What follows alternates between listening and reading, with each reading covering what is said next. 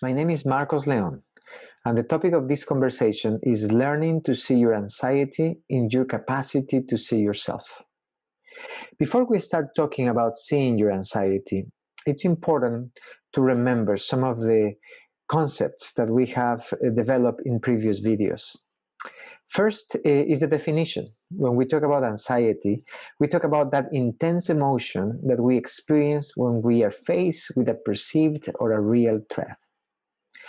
And anxiety is pretty helpful when the threat that we are facing is real. Anxiety helps us survive and protect ourselves. It's not very helpful when we are talking about a threat that is not necessarily real, is perceived, is potential. Anxiety sets in motion several things that when we are exposed to those, so we are in that mode, anxious mode for a long time, usually the impact that we experience is not very positive. It has a cost for ourselves, for our health, for the relationships that we have with others. So it's important to learn to see our anxiety. Anxiety, among other things, takes away in some extent our capacity to think clearly. When we are in this anxious mode, our emotions are so intense that our ability to think clearly and with reasoning uh, diminishes in a way. And this is important because when we are facing problems, what we need is that capacity of thinking. A family, for example, that is caught in a situation, an anxious situation, problems that have taken them for a period of time into an acute state of acute or chronic anxiety, they need time and space and their thinking ability to decide, to find out resources and make sound decisions to help them overcome their situations. But chronic anxiety actually is stealing from that family that capacity in some extent. So sometimes that creates a position of being stuck in that situation. Anxiety is also contagious and cumulative. So it's contagious because you don't need anybody to explain you that anxiety is present when you enter in a room and actually there have been an argument, or you can perceive actually that there is anxiety, something is going on. We human beings and other species can perceive, can feel, notice the anxiety in others, and unless we have a big degree of differentiation and practice, chances are that we will take on that anxiety and we become part of an anxious system. It's cumulative too. That means that different circumstances produce, let's say, a load of anxiety in you, and it adds up in you. It might be your home, it might be in your work, it might be the situation in the country, it might be a situation in your family, extended family that is not with you at home. And all of that adds up, and your load of anxiety becomes heavy. Your chronic anxiety is heavy and causes overreactions and things like that. And finally, anxiety activates in you automatic and predictable patterns of reactivity. Those are manifested in your behavior, and even though the patterns themselves are not good or bad, when those patterns are enacted without thinking, when they are just automatically engaged trying to get rid of anxiety, usually those patterns are not very helpful. So there you go. Those are some of the concepts that we have developed in previous videos. So learning to see your anxiety. This is something that we need in able to overcome anxiety. And questions that are helpful for us to think in this idea of seeing our anxiety are questions like, how does anxiety feel? If I ask you that, probably you're going to come back with some descriptions of feelings and emotions or sensations that actually are the clue for you sort of to see your anxiety. It's not that you actually can see it anywhere with your eyes, but you can perceive that in your emotions and your feelings. I can ask you, where do you feel your anxiety in your body? And you can actually think of parts of your body when you feel some tension or a change, and are connected with your anxiety. And again, behind those sensations, you get the clue that helps you see your anxiety. How does anxiety manifest in your behavior, in your tone of voice, in your internal dialogue, in your emotions? Those are questions that are helpful in this uh, effort to see our anxiety. Why is this important? Well, it is hard to take off something that you don't know that you're wearing, right? The problem with anxiety is that anxiety is so raw, so unconscious that we don't see it. We suffer it, right? It's sort of invisible to us in the moment in which we are engaging in the anxiety. We actually can see it after the fact, after the mess that we created, after the explosion, or after the situation with exhaustion. After it is when we see, oh my gosh, I was so anxious, right? So we need to see anxiety in order to be able to manage ourselves in the midst of anxiety. Remember, the goal is not to get rid of anxiety, because it's impossible. It's not to control uh, things that are external so we don't feel anxiety. We cannot do that. We don't have control over the world around us. The goal is to learn to manage ourselves in the midst of anxiety. Now, to be able to manage ourselves, we need to see when we are in that anxious mode. And that's what we need to learn to see anxiety. So, recognizing your anxiety, it's possible through self-awareness. This is the skill. This is the thing to practice. So, I'm going to invite you to consider 3 different perspectives of self-awareness that hopefully will help you to see your anxiety. The first one is the perspective of looking inside and looking outside of yourself. I will explain later. The second perspective is recognizing when you are stopped, when you cannot be the person that you want to be. And the third perspective is paying attention to the what I call the whispers of your conscious and the screams of your overreactions. So let me try to develop a bit more these ideas. The first perspective, right, of self-awareness is recognizing. To recognize your anxiety is looking inside of you and looking it's outside of you. When I talk about looking inside, I'm talking about that capacity that you and I have to sort of be aware of what's going on inside of us, things that people cannot see. People who are with us cannot see because those things happen inside of us. 4 things to notice inside of us: our thoughts. So there is a constant dialogue. That's a good way to see our thoughts. What is the internal dialogue saying inside of you? What are your thoughts? Second, your emotions. What are the emotions that are connected with anxiety? For many of us, probably will say fear, and that's true. But for some of us, fear is disguised or is under anger, or even sadness, or some level of shame. So we have to do some reflection and self-awareness to see what are the emotions. When I get anxious, usually what are the emotions that get connected with me in the anxious mode. Third thing to see inside of us, your sensations, my sensations. And when I talk about sensations, I'm talking about physical sensations in your body. Where do you feel your anxiety? What happens? Do you feel sweat in your hands? Do you feel the temperature of your face rising? Do you feel some knot in your stomach? How is that your body is telling you that anxiety is being present? Research tells us that the body is sending some signals of anxiety, of other things, to us 9 seconds before our brain actually makes sense of what's going on. So listen to your body. Be aware of the sensations that you are feeling. And finally, your internal behaviors. Your behaviors that when you notice this judgmental attitude that you kind of engage into, or when you become this serious self inside of you, you become a little bit defensive or attacking. All those are internal behaviors that you start engaging in, and all those things happen inside of you.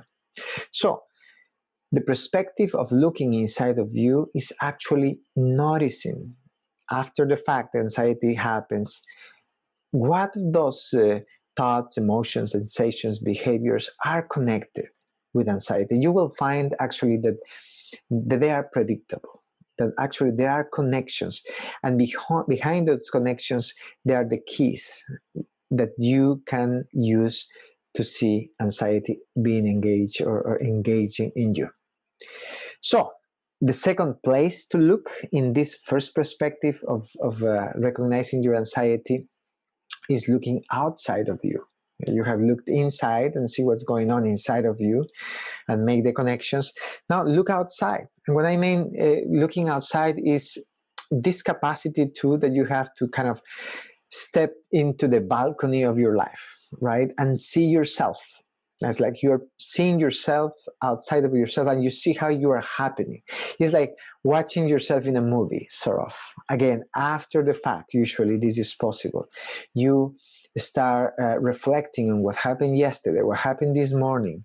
And it's like you're watching a movie and rewinding and being able to go slow motion and say, oh, when she said this or when he did that is when things start changing for me. And you see your behavior. I mean, did you take a step forward or a step back away from the person? Did you raise your voice?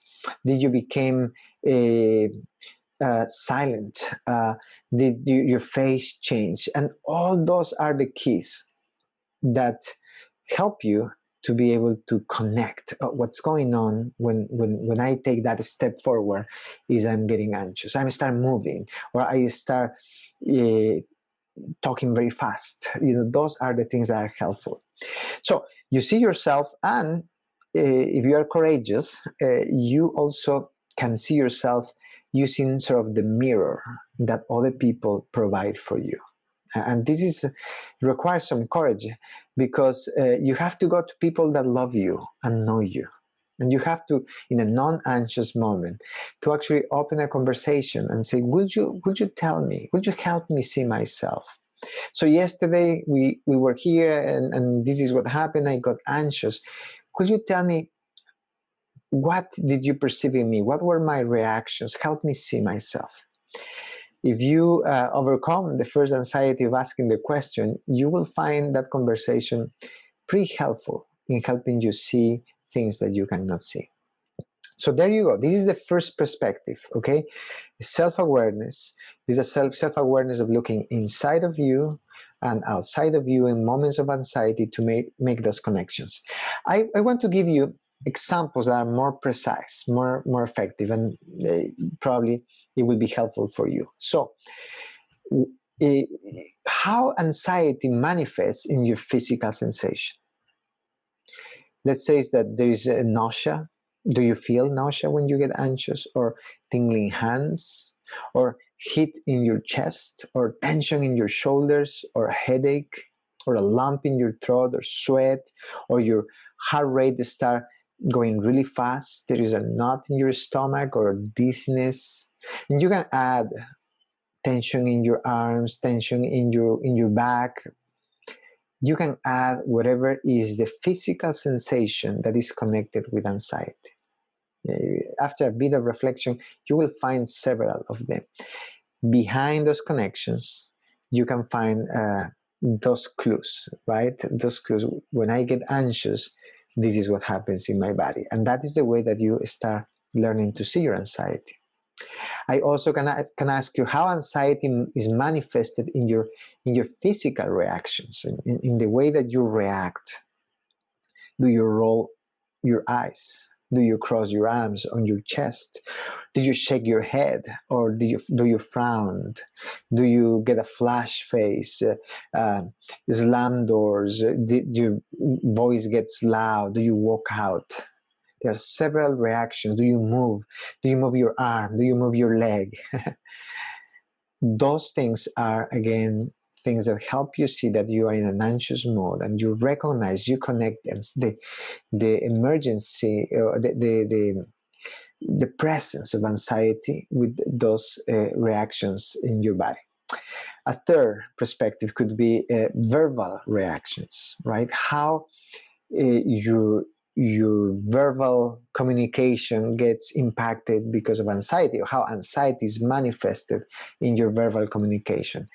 Do you start defending yourself immediately? Do you start attacking or denying? Do you start explaining things that nobody asked you to explain, talking a lot, talking very fast, raise your voice? Do you curse? Do you interrupt? Do you rationalize or justify? Do you start labeling or name calling? All those, again, are very good clues to see your anxiety. So that's what you are looking for, right? When you are using this perspective of looking inside and outside, you get some of this guidance, and you will make progress in seeing your anxiety. The second perspective is the perspective of recognizing when you are stopped. Remember, the goal is to see anxiety, okay? We are not trying to fix anxiety yet. I mean, we can't, or we are not trying to make anxiety right or wrong. This is a curious stance, and the goal is just to see anxiety, learn to see it, and eventually you will gain some freedom. So, recognizing when you're stopped. What do I mean when I say stopped? You're stopping those moments when you are not the person that you want to be, right? When you don't say what you want to say, or don't do what you want to do, that you get to stop. Or vice versa, when you start saying things that you didn't want to say, or doing things that you didn't want to do, you get to stop because you are not being the person that you wanted to be. So that's the idea of being stopped, right? Two places to see in this perspective. The first one is when you get stopped in the intention of the present moment. Usually, let's say, in the morning, I have a great time with the Lord, and then I'm very grateful, and it's going to be a great day. I'm very present to the love that I have for my wife, and I want to communicate that. I want to be loving to my wife. I want to make sure that I text her, call her, and say, I love you. Life with you is great. So you see, that is the intention of the present moment. It's kind of, that is where my heart is leading me. That is the person who I want to be. But something happens around 8 or 9 in the morning, and either she says something or somebody else says or does something, and I get stopped. That whole desire of being a loving husband sort of goes through the window, and what comes is a different reaction. You know, I do things differently. I don't say what I wanted to say, right? Don't do what I wanted to do.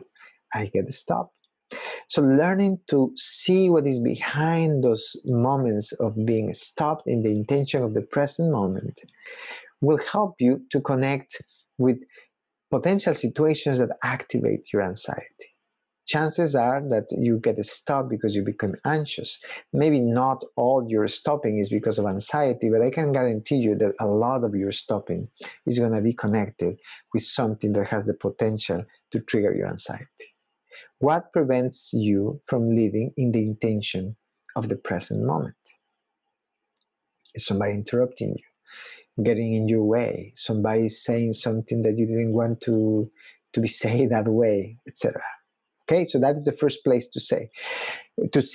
The second place to see is or to look in is when you are stopped in what I call the vision of the person that I want to be. Kind of that is big picture person, the big picture vision of I want to be.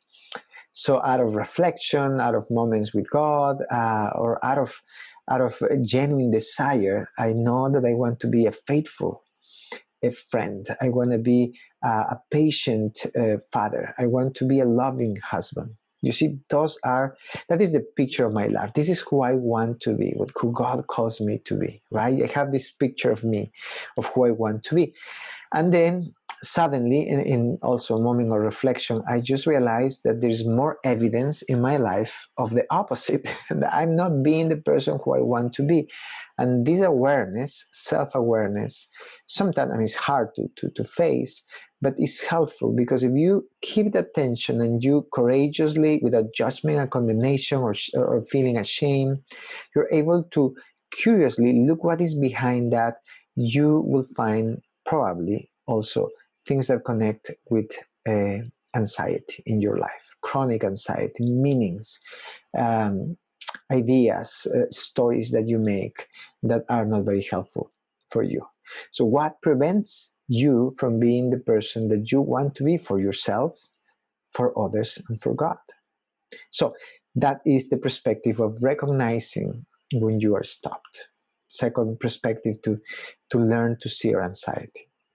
The third perspective is we want to learn to see our anxiety by paying attention to the whispers and the screams, right? The whispers of your conscious uh, and the screams of your overreactions is how I call it. So the whispers, what are the whispers? So moments usually of introspection, a walk, journaling, a time of prayer, you notice this whisper, this sensing, this noticing that something bothers you, something changed your mood. There is something good coming, family is coming, or something, but you cannot be happy. Something is in the way. So you see, you have a whisper of your conscious telling you that something is not all right, that something is off place. Pay attention to it. Look behind that, and probably you will connect some of those things with potential threats or things that trigger anxiety. That is the first place to look at.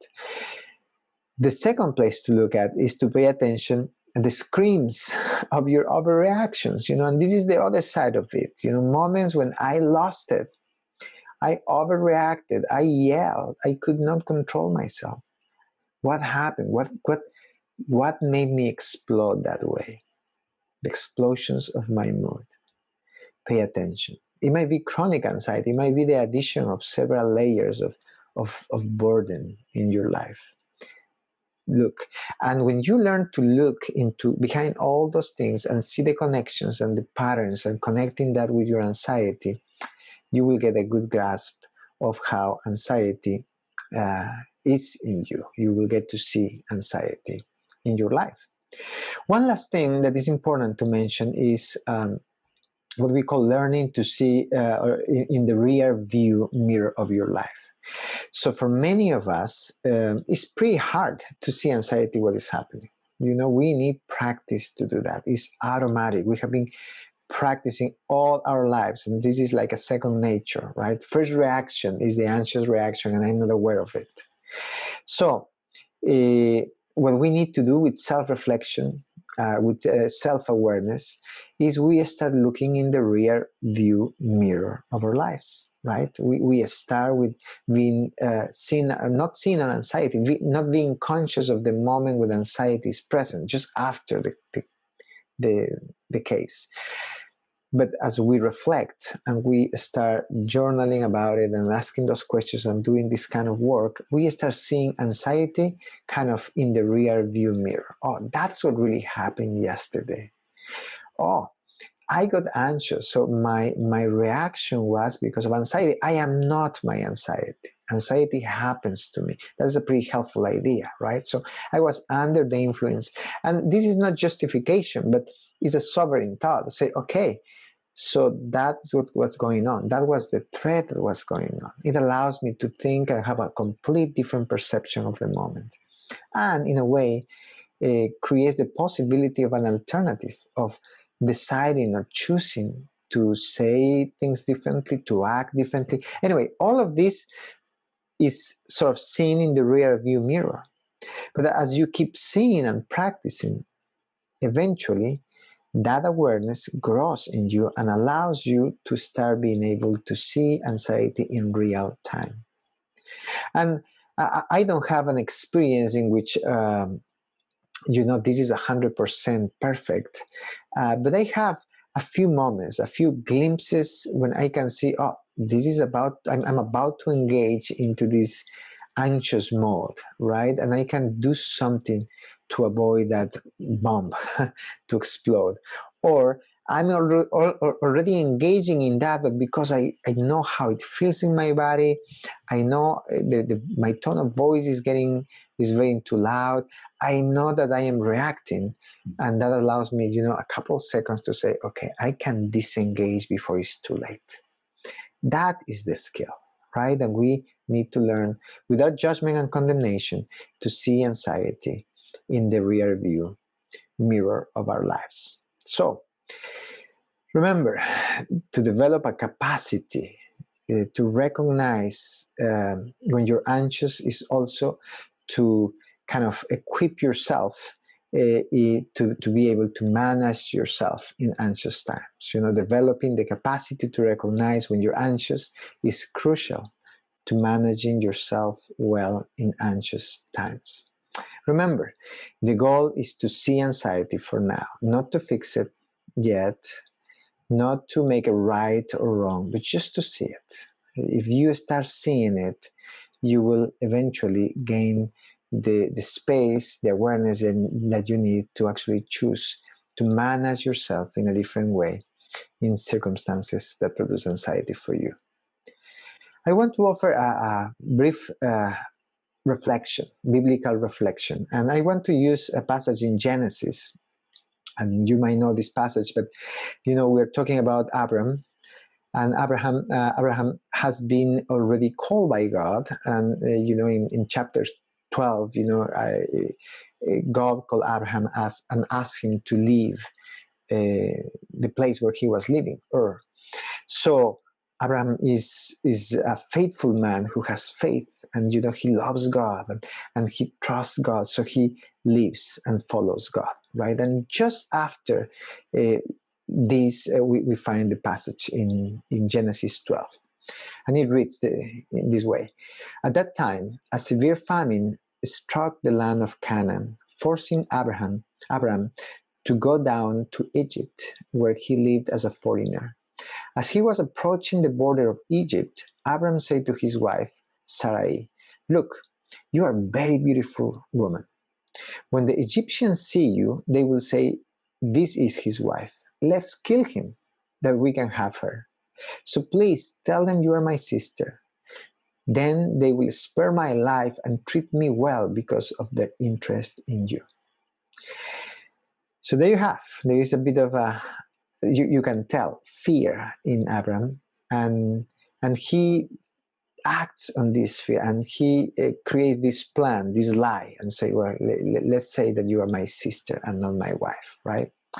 Anyway, the story continues, and this actually happens, and it is actually Pharaoh who sees Sarai and takes her as a wife.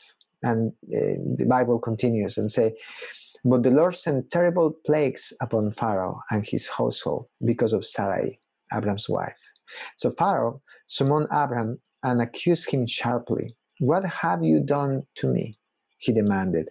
'Why didn't you tell me she was your wife? Why did you say she is my sister and allow me to take her as my wife? Now then, here's your wife. Take her and get out of here.'" So there you have. That is the story, right? And something that is good to remember here, and actually it takes away a little bit of the anxiety of our mistakes, is that the love of God is not at stake. So you can tell that God loves Abram, and this is a mistake, and obviously it didn't go very well, right? But the love of God is not at stake. The story of Abram is still the story of the patriarch of faith, okay? But then what you see is that fear was in him, and as anxiety was in him. And he was a man who loved God, and I'm sure he loved his wife.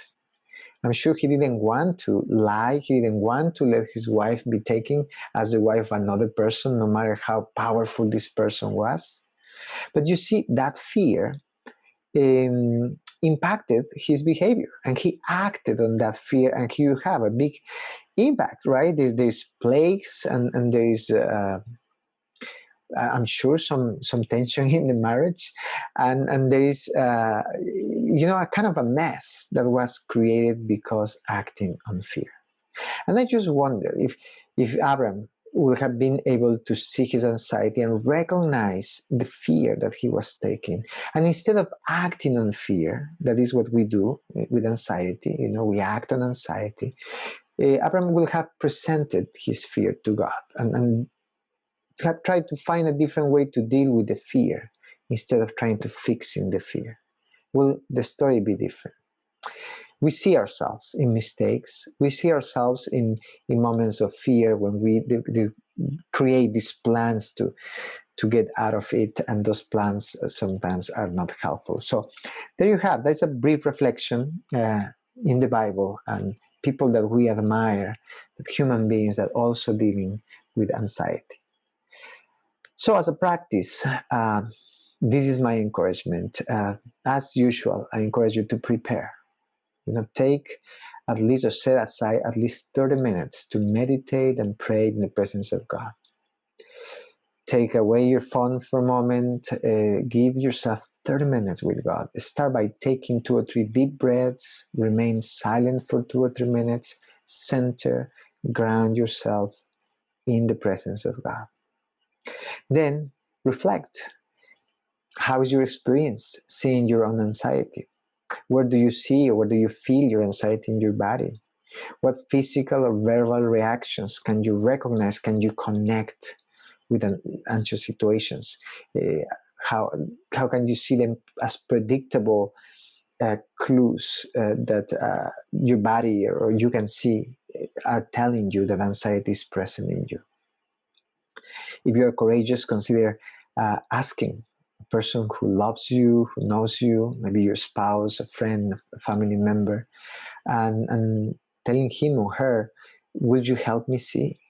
When I'm anxious, I would like you to observe. This is not about judgment or condemnation. This is really about curiosity and giving me information that allows me to see better so I can learn when anxiety is kind of driving the bus of my life. So reflect. After your reflection, present your thoughts, your reflection to God, and ask Him to help you see and overcome your anxiety. That is the goal. This is not only your effort, this is sort of a partnership with God, and prayer becomes the context of that partnership. Present your request to God with humility and honesty. And finally, share. Share what you're learning with a trusted person that loves you. Articulate your learning. It will help make your learning real for you. It will expand what you're learning when you share this with another person.